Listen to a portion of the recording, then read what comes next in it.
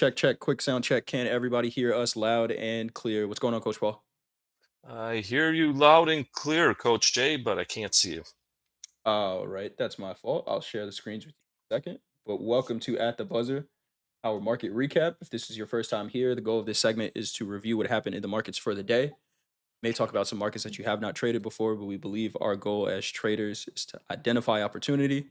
We want to see how we could take advantage of those opportunities while managing our risk. I just shared that with you, Coach Paul. Happy Okay. Friday, everybody. It is Friday. Hopefully, we all made it out alive. Coach Paul, how you doing today? It is Friday. It's May. It's beautiful outside. I spent time outside um, and enjoyed it. When you live out in the north, Got to you, enjoy all the good weather that you can get. you can. So, Yes, absolutely. Well, happy Friday, everyone. Thank you for joining us. If this is our first time meeting, I'm Coach Jay.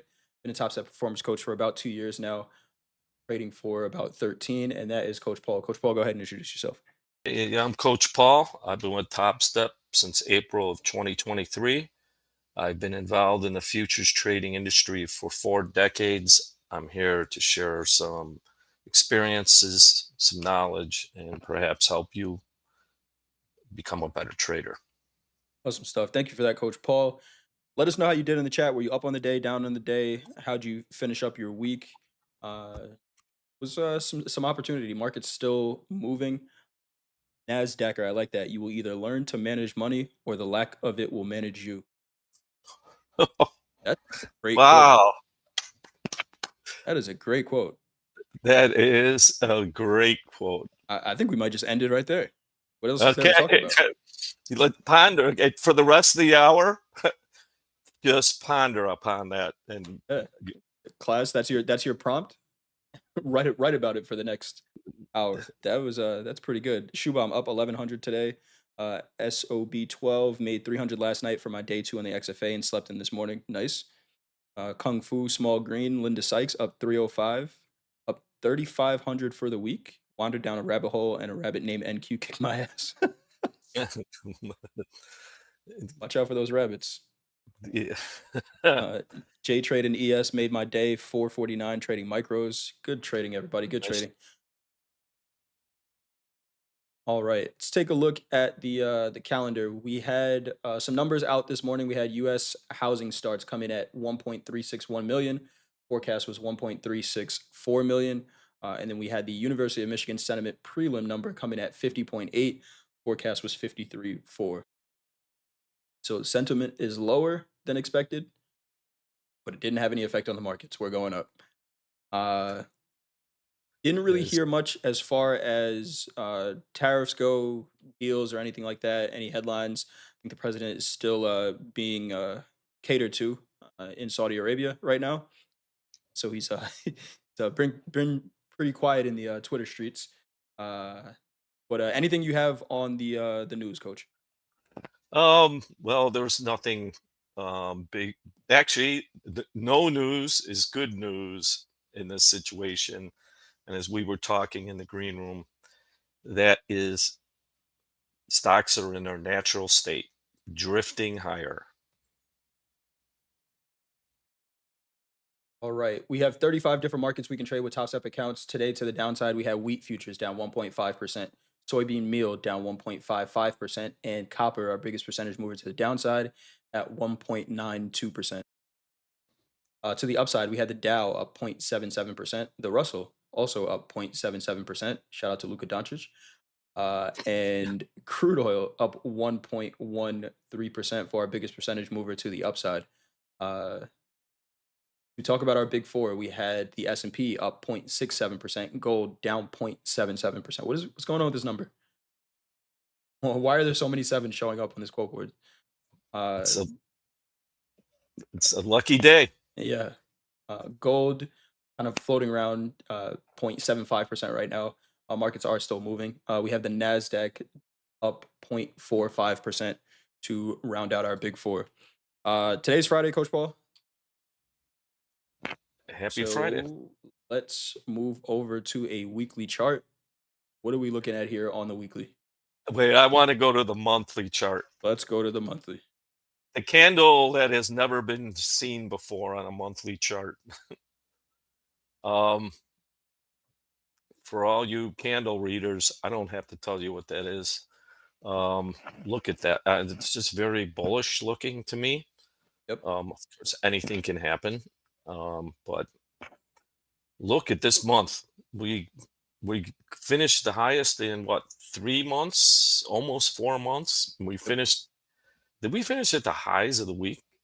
Yes, we did. Yes, we did. I have a quote that I keep in my mental Rolodex from Coach Paul that says, "Weekly candles don't normally end at the high or the low. There's usually a wick, but there's an exception to everything, and this week was that exception. There's a small wick up there, but we ended on the highs for the week. This is extremely bullish. Look at the low of. I mean, this is the monthly chart. The low is that 20 moving average to the tick, pretty much. I mean, that's as close as you're going to get on a monthly. And then we'll take a look at that weekly chart. There's a, the Oh, high gee. of the high of the week is 21,529, and we're trading 20 30 points lower than that right now in the Nasdaq. A mere blip. Seriously, that is extremely bullish price action right there.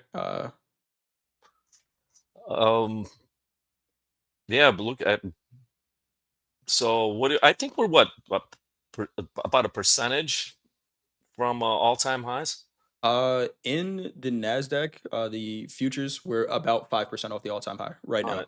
Is the S S&P might be a little bit different. Let's see, all-time high. We are just under 5% off that all-time All right. high. So SPX might be a little bit different, the Yeah, underlying, without but the roll.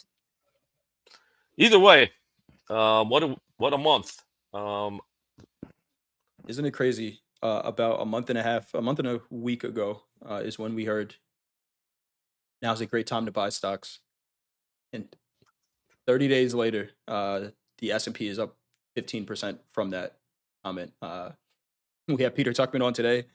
He said, "We won't even talk about how that might be illegal, but it is what it is, right? Either you're going to participate in it or you're not." Uh, and these markets look extremely strong right now.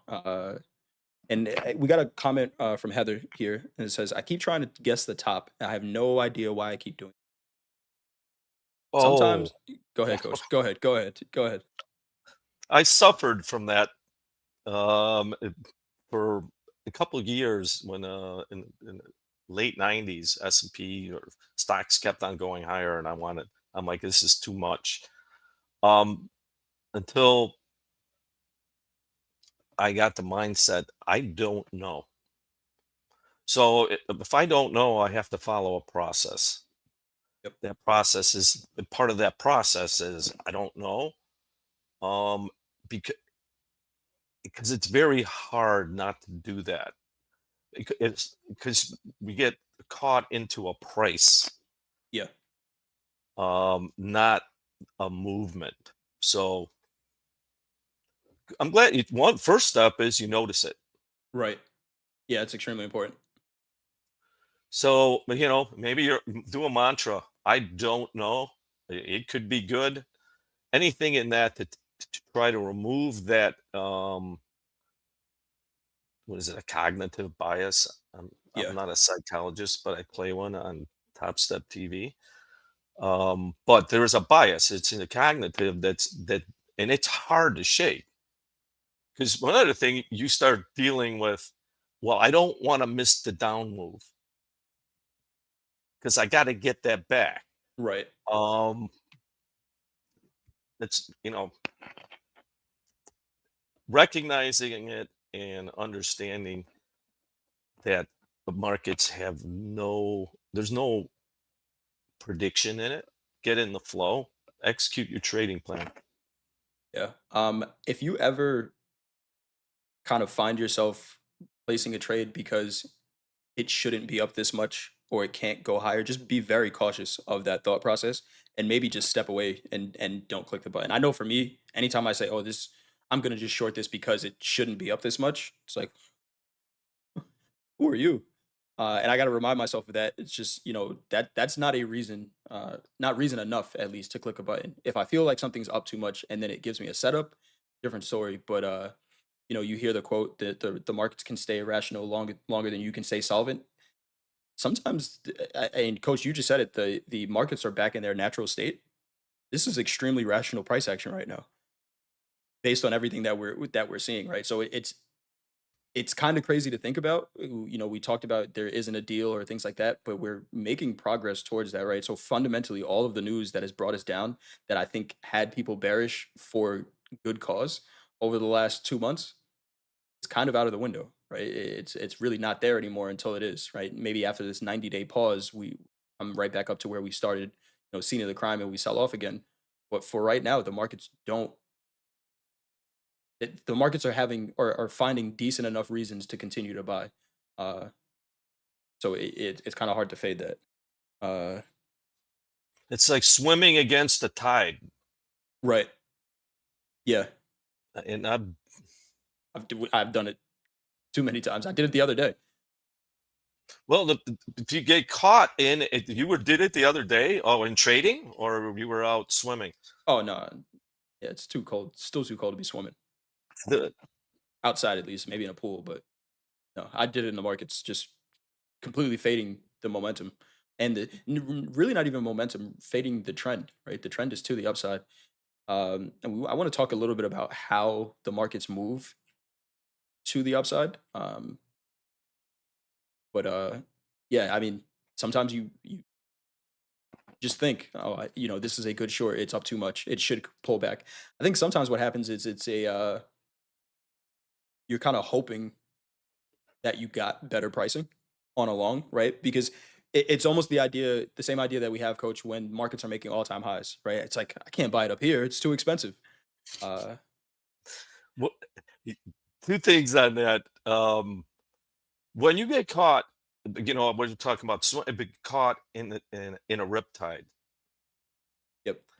The way to survive that is to not fight it, and the natural action will push you out of it. But if you fight it, you're going to get tired and you're not going to survive. So think of it that way. In that it's in a riptide, you had don't fight it. We end Stay up still. fighting it. It's so um the other point being, every day you should be prepared to execute some setup. Right. And the more you do that and review that, the more I'm just, hey, this is the way the market is. It's worth the risk to get long. Yep. Let's talk about the moves today. I think I kind of want to cut out the overnight. It was, we so let's look at a 30 minute. I'm on the S&P. We are above that 200 moving average, pretty nicely above that 200 moving average too, right? This looks like a market that's wanting to make all time highs soon, right? This is exactly kind of what it looks like. Not saying that that's what's going to happen, but this is extremely bullish, technically. Last night we did have, and shout out to Dakota, who kind of proved that there is still opportunity on both sides. He came into fast markets up about $7,500 only to the short side. So there's opportunity, but similar to what we kind of talked about this all last year, right? October and November. There is opportunity to the short side. Two different schools of thought. For me, I think that there's, at least for a day trade, there's potential for trades on both sides. Um, if the market is trending in one direction, we have to think about, how much room is there actually available in those counter trend moves. But if you find one at a good location, there is opportunity, right? Dakota proved it today. Uh, the other school of thought, Coach Paul, is yours, which would be take one side of the market, Yeah. right? Why am I selling it if it's going up? Just find a place to buy it. Um, so if you find yourself counter trend trading, do it in a good spot, right? Don't just do it because I want to sell it. But if we look at the flow of the market from last night, it was just kind of flat, right? Range bound market initially, and then during Europe, our friends in Europe do it again. they started buying. Did come back and revisit where they started buying in the New York session. But this was a market that it's kind of slow drift to the upside. I think the one thing, as far as like setting expectations for our trades, Coach Paul, that is a little bit different now than the last 2 months that we had. All of these moves are happening in reasonable time, right? We were getting, 200-point sell off in the Nasdaq in 5 minutes a couple weeks ago. Uh, but things are a lot slower now, right? These moves, especially to the upside, we've talked about it. Where if it's not a liquidation move, the markets kind of drift to the upside. Uh, this move did take all day, right? We ended on the highs. It was a 5 hour kind of drift to the upside. So adjust your expectations if you're trading in these markets, especially to the upside, because they tend to just happen a little bit slower, right? Stairs up. Uh, Literally, literally, and yeah, figuratively. Um, yeah, that volume. Did we get a J trade or we did. after? Okay. We did. All right. So let's look at the New York session open. Chauncey, I believe, had a question. How do you know? How do you decide market is in a range? I just look at VWAP, and we look at VWAP here. It was pretty much a flat line inside the 3 minute opening range and didn't really leave until the end of the day. And remember, the if I'm accumulating a position, I might accumulate my position here and then allow the smaller time frames, smaller traders to buy every other price above my entry, right? If I, Coach Paul, we talked about this a little bit. If I build a huge position, I don't want to keep buying every price higher. I want to just let my position work at some point, right? So if someone's allocating or accumulating a position down here, they might not be the ones buying up here. So when you guys are using VWAP right now, we might see a lot of extensions this way, right? In the near future, right? With these kind of slow drift up days, because all of the heavy buying, all of the institutional buying, if you will, happens at a price. They accumulate a position in a range, right? We talked about those uh, small range days that we had recently that had decent volume in them. Once I build a position, I'm going to let the position work, and now the smaller traders can take all these prices up. But we did get this J trade at the low here. Um, you just mentioned when we talk about natural state. Mhm. I mean, after the opening, it was very small volume. It was less than the average. I Yep. think the whole day, every candle. Yeah.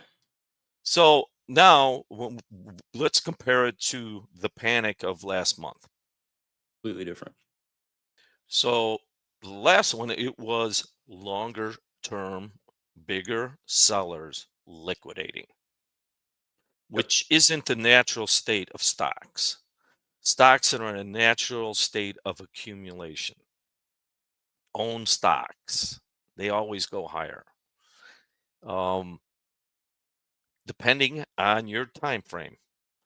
Now, in the short term here versus last week, the characteristic is there might not be institutional buying here. They might just because they naturally own it. Any selling comes in as short term selling. There's no follow through. There's no Right. liquidation, and it goes up quicker than it goes down.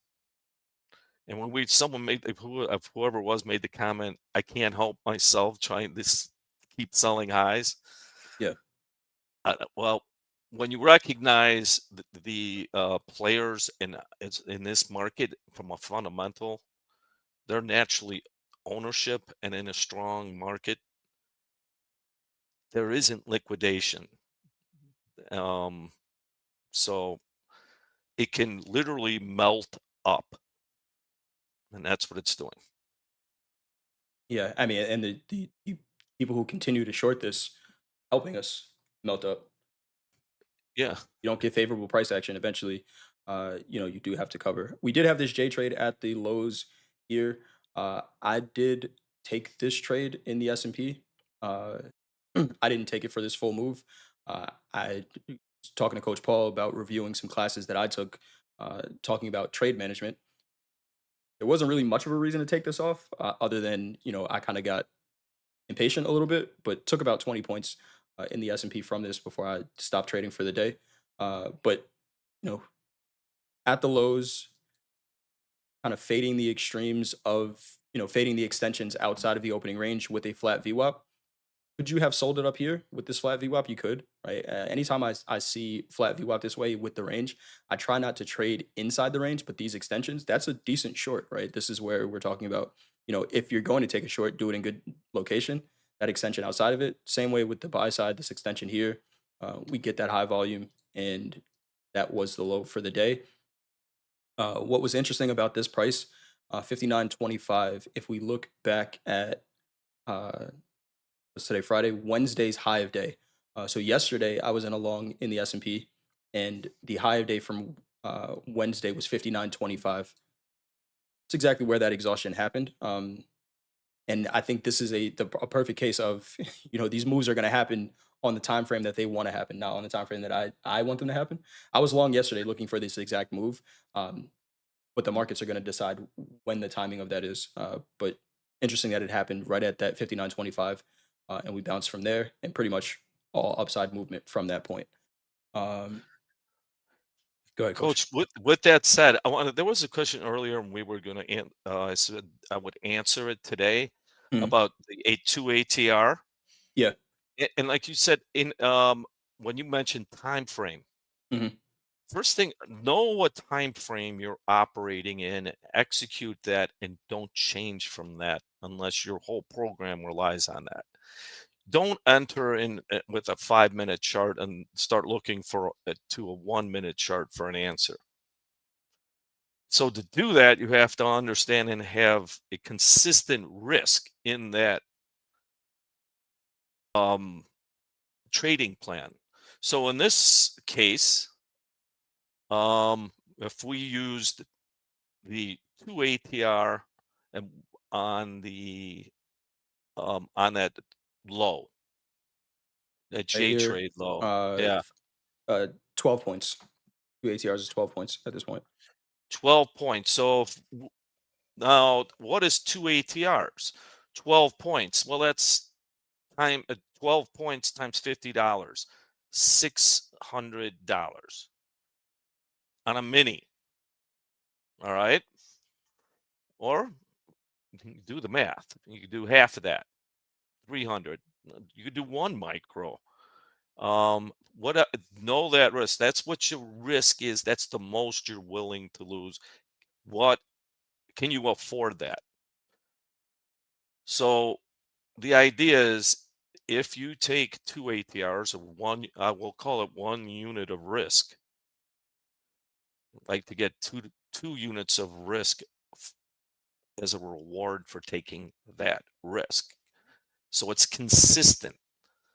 So if you can get using the two ATR versus, man, I really want to buy this, but I don't want to risk $100, and you put your stop in, and you're getting hit a lot, but sometimes you don't. Well, that's not consistent risk. It has to be because you're within the variance um, of the market at that point, and Right. that is very frustrating. So I widen my risk and lower my size. Based on how the market's moving. But yeah, based on how the market's moving and it changes. But what it does is bring consistency in your risk taking. Yep. It's- And you can, if you can consistently get 2 to 1 on day trading, you're going to preserve your capital and you're going to have runs. But you can't lead without discipline and consistency. What happens? Random results. Random results. Nice Dan Trader. Looking at that there. If you put a 2-day VWAP, RTA, 2-day RTH VWAP on ES, might see another sign of support. I would say that's a pretty good sign right there, 100%. Um, Yeah, and we came back down. Yeah, this is markets are pretty cool, man. It's interesting how that works. Robert Darcy, I like this comment. I like contrarian comments sometimes that are not just, you know, contrarian to be contrarian, right? But Robert Darcy says volume is not the motivator. It's the movement of value, horizontal slash vertical development, imbalance slash balanced. It helps to know the profile structures and how to trade them based upon past experience. Robert, I'm going to completely disagree with you. I think volume is 100% the motivator, and it's the only reason markets move. But we can have differing opinions. That's what makes markets. Uh, if we all looked at everything the exact same way, price would be a flat line. Have nothing to trade. But good Um, comments there. yeah, I mean, well, here I can agree with that. I grew up on on profile trading. Um, Whatever it is, we unique perspective. Um, but whatever that is, that's our perspective individual, and we have to execute something that's consistent. And Coach Jay just talked. We talk a lot about random decision making. So if you can read, it's very valuable. Heck, we have a lot of people. What I found out is add volume to what I was doing, and it really helped me. I, Um,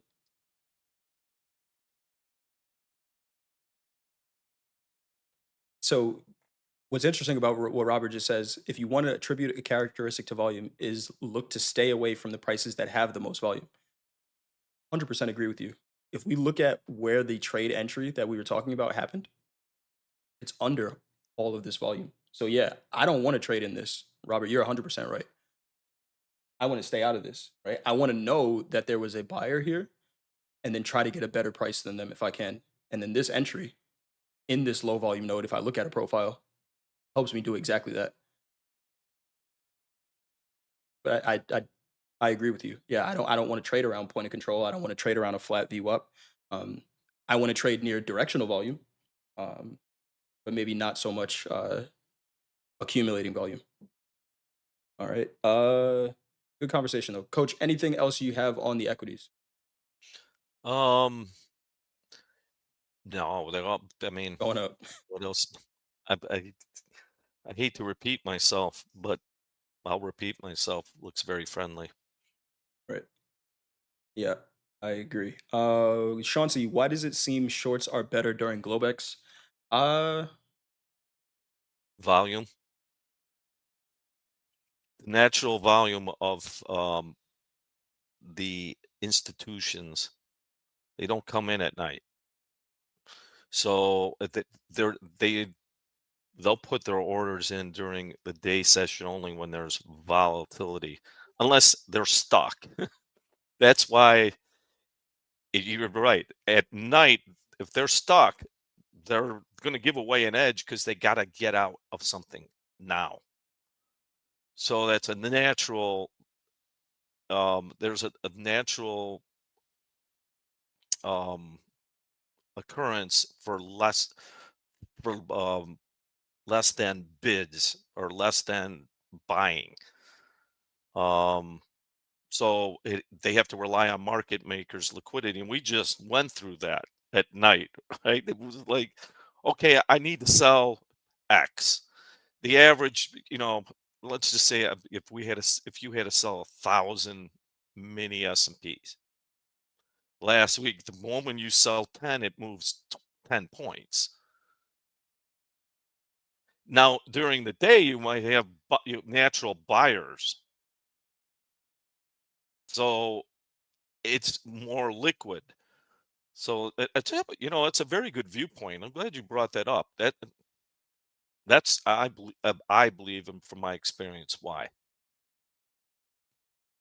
oh, stuff. All right. Chauncey, can you explain the risk setting enable trailing and what it does in Topstep X? Yes. So you're talking about this risk setting right here. Let's say I have a profit on the day. Let's say I'm up $600, and I don't want to give back. Let's say I'm realized up $600, right? So I'm going to put a personal daily loss limit of six. I don't want to give back more than half of it. So I'm going to say personal daily loss limit is 300.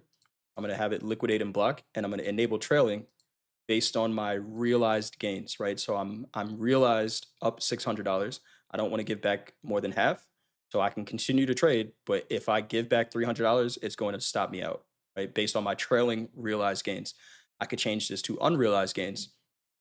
Let's say I'm in a trade that is unrealized up $1,500, right? And I think that there's more room for it to go to potentially $5,000. But if there's a strong pullback, I want to be out.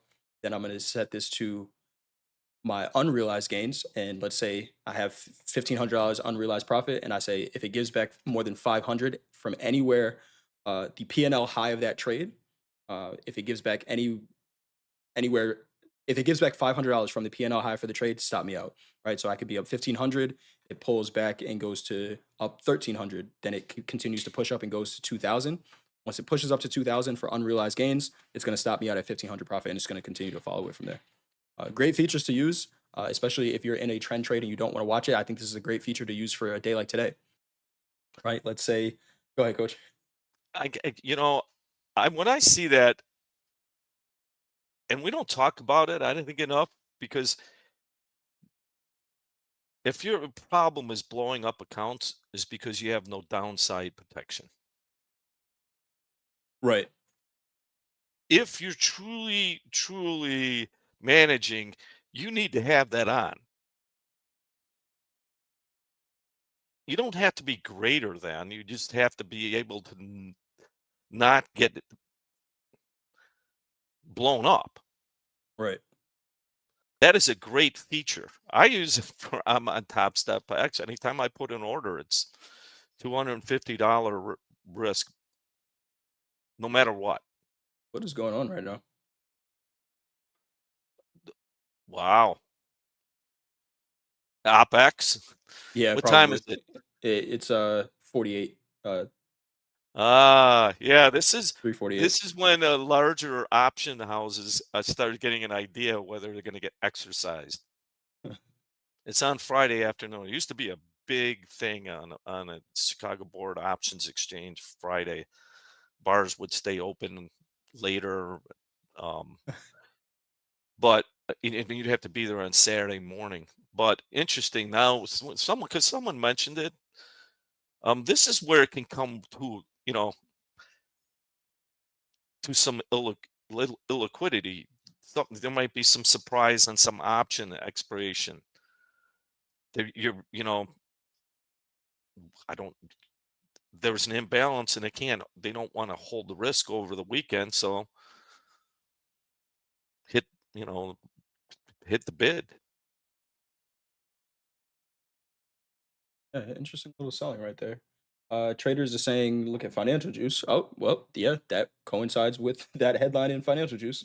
Moody's, we do not expect that the U.S. long-term growth will be significantly affected by tariffs. That's a good thing. We anticipate U.S. federal debt burden will rise to about 134% of GDP by 2035 compared to 98% in 2024. 135% of your GDP. Yeah, they, sounds like over the limit. But I guess if you increase debt limits, then Oh, we're getting hit again. yeah, we are. All right. Well, There's there's where your vol is. United States ratings cut to AA1 from AAA Oh, by wow. Moody's. Wow, that's big news. Hmm. Was that expected? I don't know. Let's ask I let's don't ask know. the audience. Well, We've been bonds are downgraded. getting hit big. I think I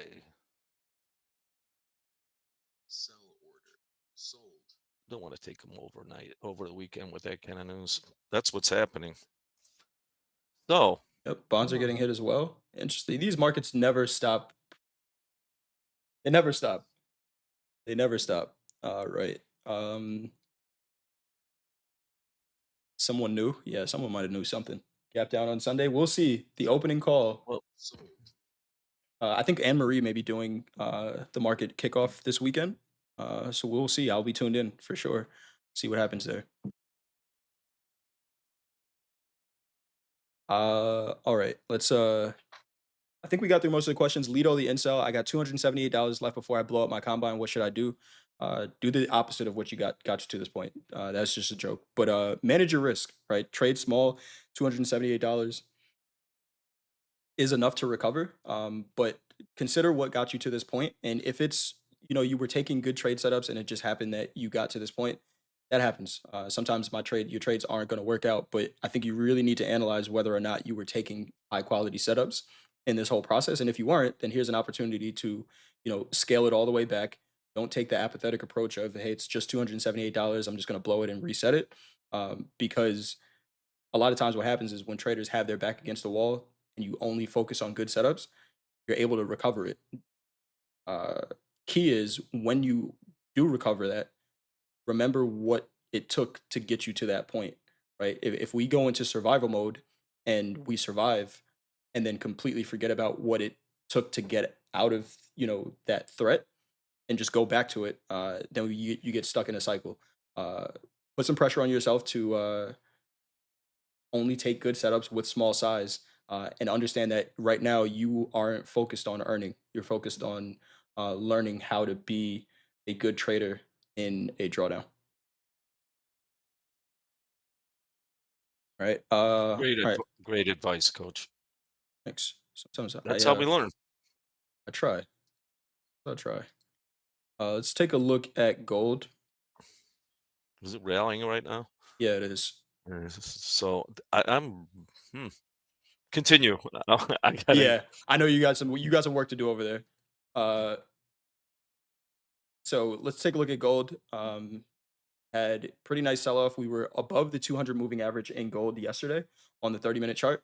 Above it for a little bit, but if we look at today's price action, had 30-minute opening range from last night, and uh, Asia does not seem to be buying gold anymore, and we're seeing sell-offs now during that Asia session.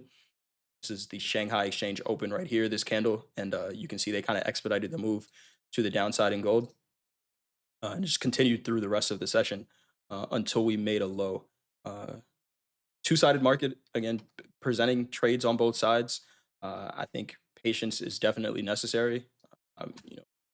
Talk about this playbook all the time. We don't need to talk about this one. Uh, but Nothing need be said. no, and again, it's sometimes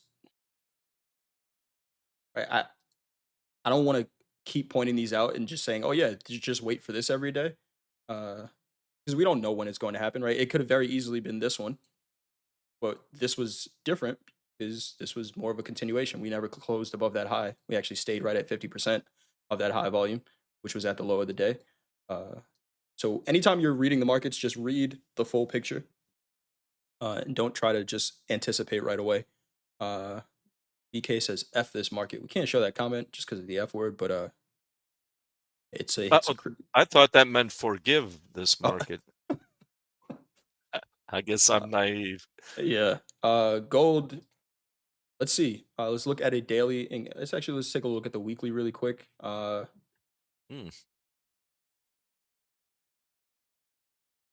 What's there's that mi reaction, coach? Go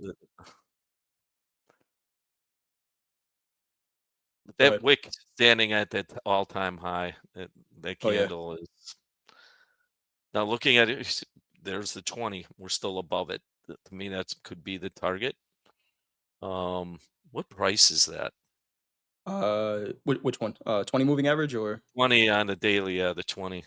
this is a weekly, so this is down at 30.33. On the daily, the 20 moving average 30, is above us. all right, 30, 33. What's that price Yeah, so on the 30.30. 200? Got you. Hold on. Slow down, Jay. 30.33 is the weekly 20 moving average.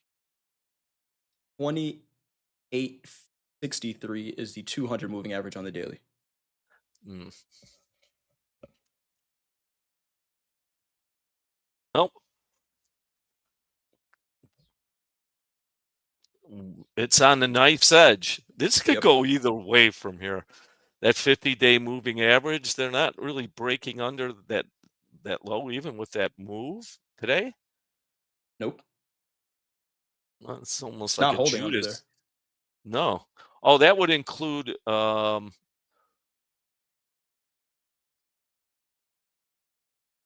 that new candle today's yeah, today's action. Yeah, this is today's daily. It's not closing above below that 50-day moving average.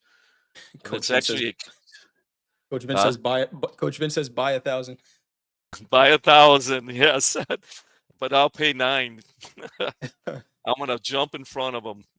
Yeah, so, while we're here and it's Friday and we go through the weeklies and monthlies, it's a good practice for traders to get an idea.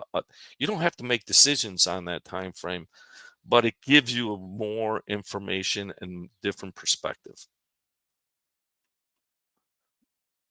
Uh, yeah, we will see. I think that some of these headlines that are coming out right now very interesting for next week, especially in a market that looked extremely bullish until that point. We see a little bit of a reaction, but again, that reaction could be a couple of things, right? That could be OPEX, like you said, Coach Paul. Could be the headline. We will see. The market will tell us how it responds next week.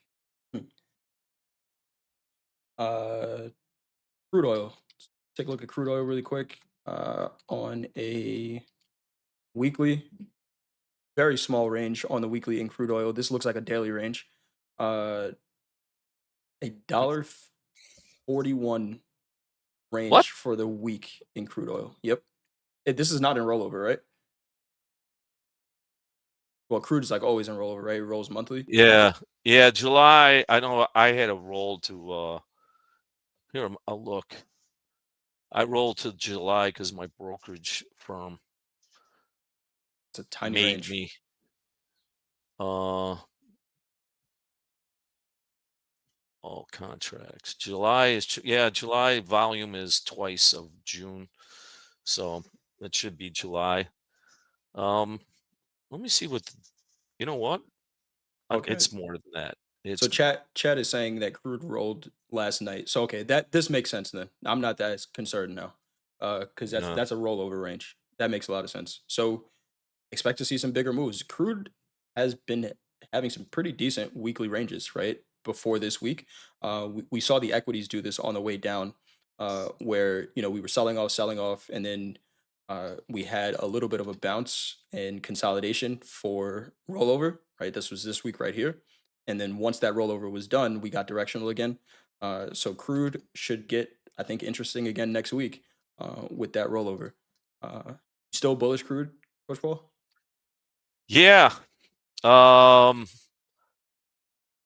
it closed above, right at the 200 moving average on the half hour, or I mean above it.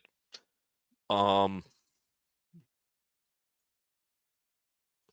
and it closed the day above it. Yep. Um, Now can it continue? Well, looking at that weekly that we just had, I'm if buying comes in that market for any reason, Mm. I think it could take the elevator up. Now, why? Because this kind of throws it off that roll because you don't have a we don't have a continuation chart Yep. that makes up for that. But look at we're finding value. We think of that on a range here for the last month. Something can change that. Just even short covering, we go back and roll. How many times do we do this? Back to the top of the range. Yep. Um, so yeah, actually, I'm looking to buy crude oil in the short term. So I want to answer some comments and questions here. We see them in the chat. Why does Topstep close markets at 3:10 Central Time when the markets are still moving? Why are they limiting us? Why are they stopping us from trading? As we could trade 23 hours of the day with Topstep accounts. Yes, the markets are still open. And I think what we have to kind of realize is it feels like a restriction when the markets move really well, right? When it's like, oh, there's a big move after the close. I want to take a part in that. Uh, That's not always the case, right? That's once in a while, right? We see some decent price action afterwards, but a lot of the time it's a low volume, low liquidity environment, and it's the rule that Topstep decided with their money, right? At the end of the day, we are working to trade a prop firm's capital. That's what they decided. You don't like the rule, you can always trade your own capital and make your own rules, right? And that goes for anything, right? It's like it's house rules, right?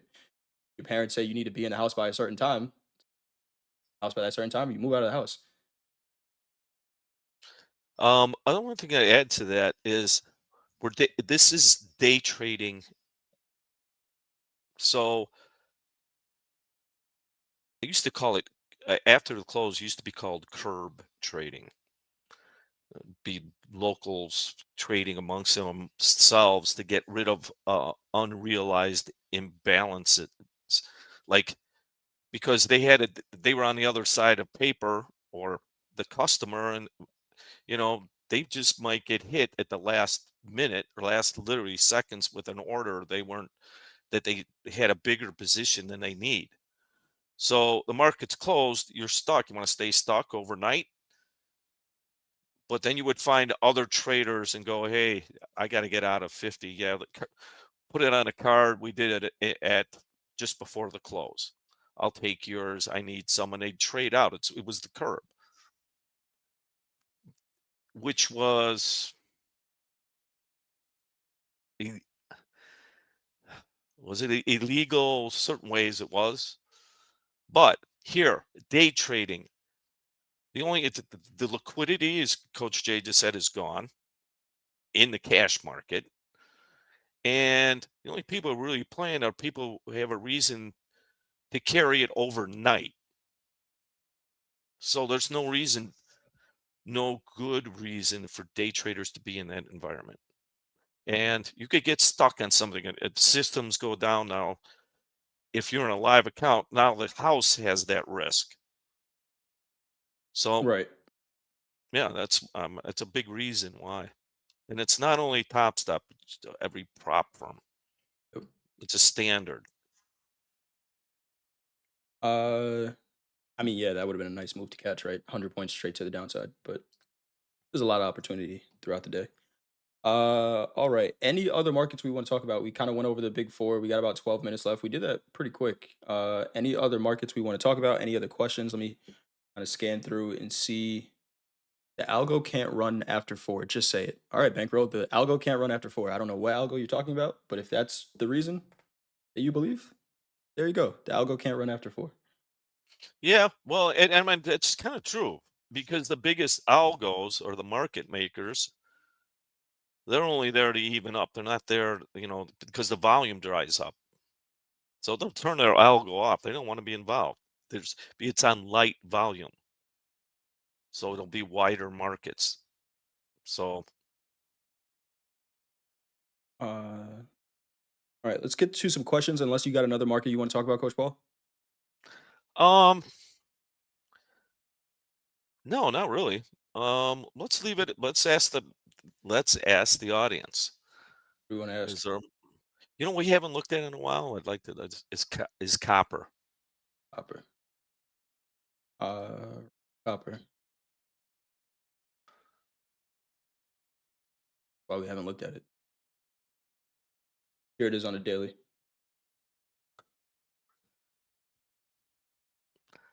Well, in a range. Yep. So for you range traders, this could be the market of your dreams. It would have been, but going forward, we don't know. But unless it settles below the 200, I wouldn't. I don't want to take the short side. That's a market that personally I can't trade. But hey, I'm sure there's good opportunity for some traders there. The options must have just collapsed. Wow. All right. Yeah, that's a pretty tight range, and a lot of the metals look like that, right? We look at platinum, consolidated. What are the other metals we can trade? Silver, range. Any others that we have? Gold's really the only metal that's kind of making really any movements. Everything else is pretty nice range if you're a day trader, right? We saw Crude do this for 17 months last year. Uh, It's, buy the low, sell the high until it decides to uh, go somewhere. yeah, I actually hit when I first started trading in the soybeans at the Mid America, where they were mini contracts, and it was wild for like a year. Um, and I was like, took me to get the membership, it took like 3 months. In that 3 months, that soybean market did what this copper just did. It went from great trading to literally no trading. Like, Right. and it died. And markets, and that's what the ultimate, when they say a market dies, it's imbalance. There's no vol, there's no one, there's nobody stuck. Um, Sitting here. and copper does that. It can be a really wily beast. I don't trade it anymore because it's truly a commercial market. It's one of the biggest markets in the world. That's why they call it Dr. Copper. There's copper, and I mean it's used all over the world. Um, and when they're stuck, you get big moves, and then you get back to balance. If you can figure that out, trade copper. Oh, like ranges, Dolby, if you're listening, here's your market. Uh, all right. Let's get to some questions here. There was a question. Thoughts on how to go about picking a strategy or setup that works best for a trader? Uh, Find something that you can make sense of, right? I think the one thing I love about Top Step TV is that you're going to hear a bunch of different people have different perspectives on how they look at the markets. But for the most part, everyone's going to explain a trade the same way. That is not a guarantee that the trade is going to work out, right? All of us have a percentage of the time where our strategies don't work, but it's the same thing every single time. So find something that one resonates with you. You can uh, then take whatever information it is and then explain it to somebody else. It's what I did for volumes. Like certain things, just when I looked at it, Coach Paul just didn't make any sense to me, right? Trend lines, for example, I used to make the joke all the time. And I've gotten better at it. I don't know how to draw trend lines because what candle do I pick, right? How do I trade them? So it just kind of innately did not make sense to me, and I there was a part of me that was just like, I don't want to learn how to do that, right? For whatever it was. But then when I heard about volume stuff, it made sense to me. Um, and I think that it's, we you hear traders bring up ICT concepts or whatever it is, and it's this whole thing about, oh, that's stupid, it doesn't work. Nothing works. There's not one strategy that works in these markets. Um, it's about your interpretation and how you can ultimately click the button. So whatever resonates with you, and it's going to be different for every person. But then the goal should be you know it enough to be able to explain it to somebody else, because then that's a strategy that you can trust. Yeah, and leave yourself open if you're just learning. Take study the main ones: profile, volume, moving averages, um, and you know, and study that perspective. You're just starting. Don't rule any of it out. See, and then as Coach Jay just said, what makes sense to you, Yep. and you could combine them. But open yourself up. I'm going to tell you, for the first year, you're just going to learn the basics, because once you learn the fundamentals of whatever, and choose one of the paths, so that you master, and you can add volume. But in you're going to take a year. Yeah, I'm not kidding you. Yeah. Because first of all, you have to really, difference between reading and doing. And Yep. then there's reading and because you have to accept uncertainty. So whatever, when we talk, none of them work if you can't accept uncertainty. So read, study one of them and the one that really makes sense that you can follow. I mean, something that you can follow with and be consistent with. But don't limit yourself. Like, maybe it is ICT concept. We talk about it. Yeah. I I know people who traded consistently. And then just like everything else, it has its ups and its downs. Yep. But study them all, get a solid foundation, and don't and like I said, keep your mind open. And hit the like button. And or we're gonna say it 10 times. Right. We appreciate you all joining us. It is a Friday. The weather is beautiful out. Still got 500 people here watching. If you can all do us a favor and hit that thumbs up button, we would greatly appreciate it. Tell your friends and family to subscribe and join us as well. I think that's it. I think we kind of ran out of questions there. Uh, Markets are interesting right into the close. Seeing that selling in the equities. So prepare for next week by maybe getting off the charts a little bit. Do something nice this weekend if the weather's nice where you are. Read a book if you want to stay inside.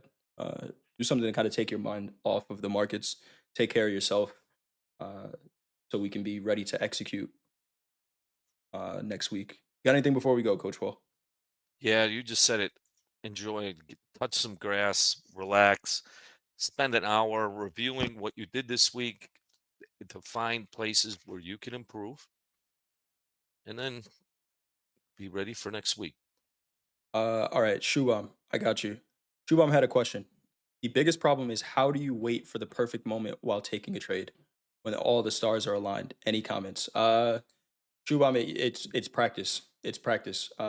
It's one you have to know what you're looking for to start, right? Know what type of trades normally work out in your favor and you are comfortable executing, and then you know it's practice. It's almost kind of being okay with missing a trade in the interest of waiting for confirmation, right? This trade here, where we talk about it all the time, there's potential that I could take it here, but I have to wait for confirmation and write it out. Write out what confirmation looks like, and uh, maybe look at the charts initially with the intention of identifying confirmation, not with the intentions of taking the trade. When you want to wait, if you're looking at, how do I wait for that perfect moment? Take the pressure of having to make a decision that's a monetary focused decision. Take that pressure off for a little bit and just wait for confirmation. When you got identify confirmation and say, yes, that's it, then go ahead and click the button from there. But there is no perfect trade, right? There is no perfect setup, except that, there is going to be a time where you click the button and you're going to be completely wrong. Uh, we just try to minimize the amount of times that it happens. Is that confusing, coach? Did I just confuse you? No, All right. no, not at all. It's a very good. There is, and then I'll go back to add. There is. I use market orders and liquid markets. If I want in, uh, you know, personally, but like, uh, there is no perfect time. If you're following a a system or a, a plan of action and you want consistency, that's when it hits it, you got to go and don't overthink it. Um, but there is no perfection. There can't be perfection in an atmosphere uh, of indecision. Right. I mean, it's just not, it's not available. And it's that indecision and uncertainty. If there was certainty, then like we talked earlier, you wouldn't have markets. Who's going to take the other side? So yeah, understand that. Um, when I understood that, if I want in, I'm in. But before I want in, I measure how much it's going to cost me. Yep. Yeah. Also, try to practice patience outside, off the charts, right? If you're dancing in front of the microwave waiting for your food to be ready, uh, there's a timer on the microwave. It'll let you know when it's ready. So practice patience outside and hopefully translate to the charts. All right. I think that's it. Let's want to know how much I get paid to talk to these traders for 1 hour. We get paid in likes.